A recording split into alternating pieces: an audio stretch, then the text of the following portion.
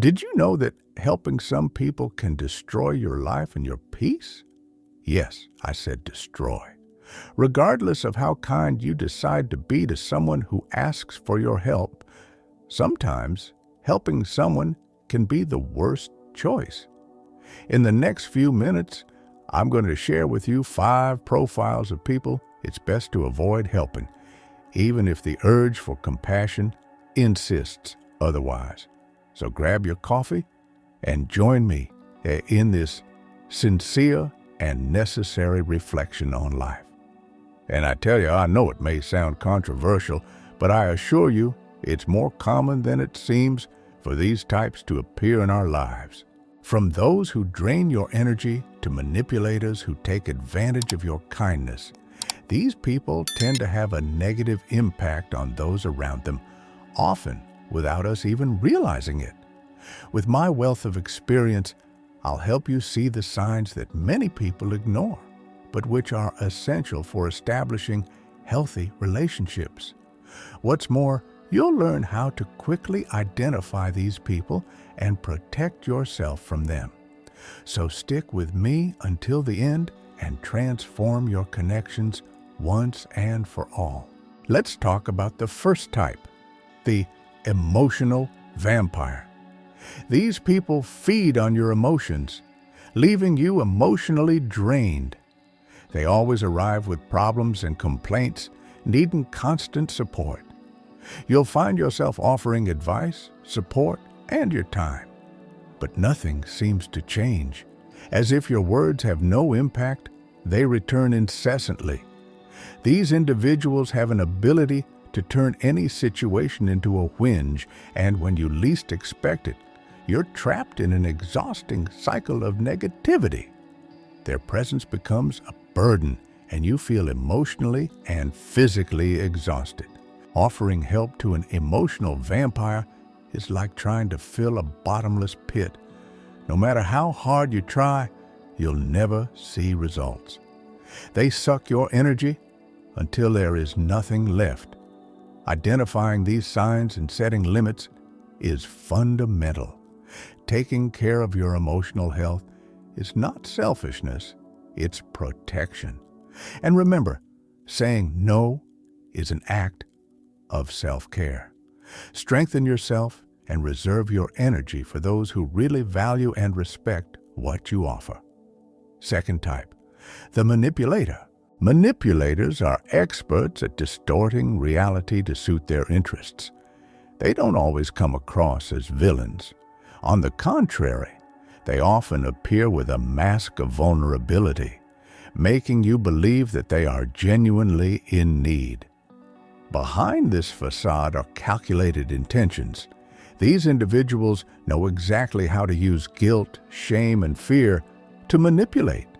They make you feel like you have to solve their problems, playing on your emotions to get what they want.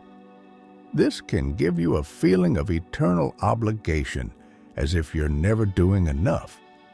Manipulation is subtle and insidious, often leaving you confused about your own perception. Manipulators weave convincing narratives and exaggerate circumstances to gain your sympathy and support.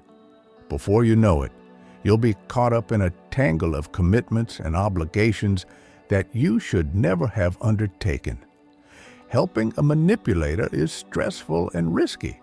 They will use your kindness against you, turning it into a tool to achieve their own goals, and in the end, you may find yourself exhausted, questioning your choices. To protect yourself, it's vital to recognize the signs of manipulation and set limits. Trust your intuition and don't let guilt or emotional pressures guide your actions. Remember, helping someone should never cost you your peace and integrity. Value yourself enough to realize when your generosity is being exploited and have the courage to walk away to protect your peace. The third type of person is one you probably already know, the constant critic. Constant critics are never satisfied, no matter how hard you work. They have a unique ability to spot flaws in everything and everyone except themselves. You can put in as much effort as you like, but for them, it will never be enough. Their criticism is incessant and often demotivating, eating away at your self-esteem and self-confidence. They don't offer constructive suggestions. On the contrary, their words are steeped in negativity and judgment. Helping a constant critic is like trying to fill a leaky bucket. All your dedication is lost in the emptiness of continuous dissatisfaction. They feed on highlighting defects, rarely recognizing the qualities or commitment of others. Living with incessant critics is emotionally draining and can make you feel inadequate. Constant criticism can gradually erode your self-confidence, leaving you in a constant state of anxiety.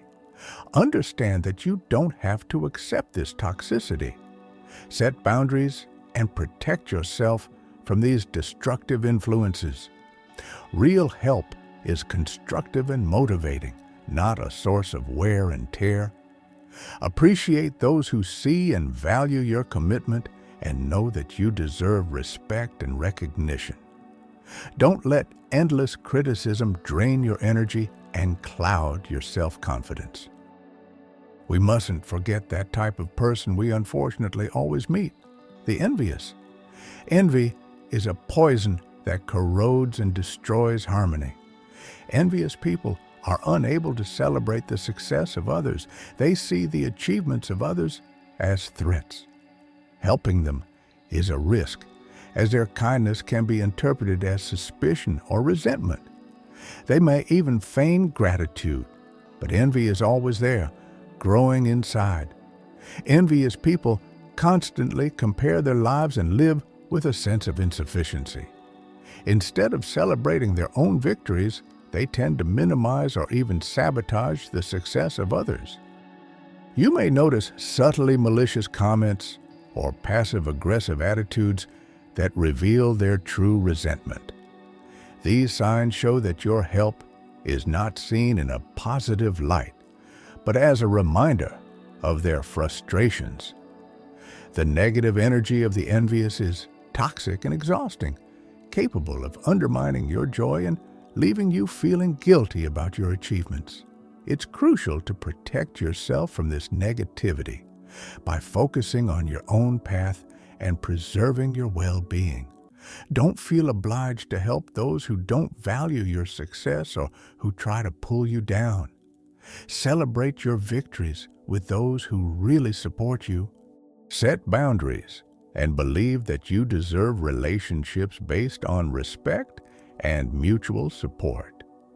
Your energy and time are too precious to waste on those who don't know how to deal with their own envy.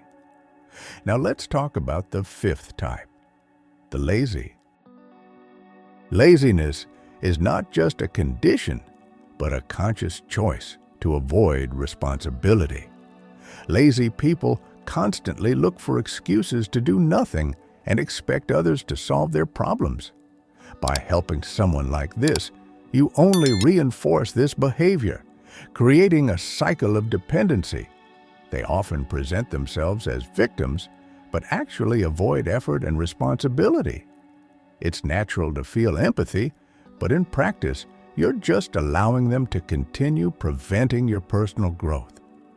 The laziness of others can become a burden for you, stealing your time and energy until you are doing much more than you should, while they remain idle.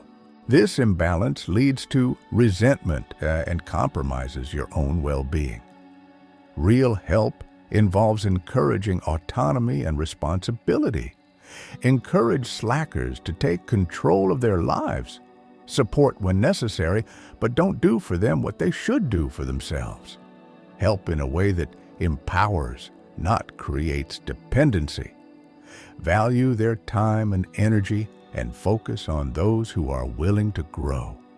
This protects their emotional health and fosters an environment where responsibility and independence are appreciated. Offering help is an admirable virtue, but it is essential to direct it to those who deserve it. Remember, helping others is a generous act, but discerning when and whom to help is wisdom. Preserve your energy, your time, and your heart. Don't let yourself be consumed by guilt or social pressure. Listen to your intuition and know that saying no can be an act of self-compassion. You deserve relationships that are reciprocal and enriching, not bonds that drain your soul. Now that you know the 5 profiles of people who may not deserve your help, I wish your relationships become healthier and more balanced. And remember that true wisdom also lies in knowing how to separate those who really need help from those who do as little as possible, relying on the good hearts of the innocent and kind.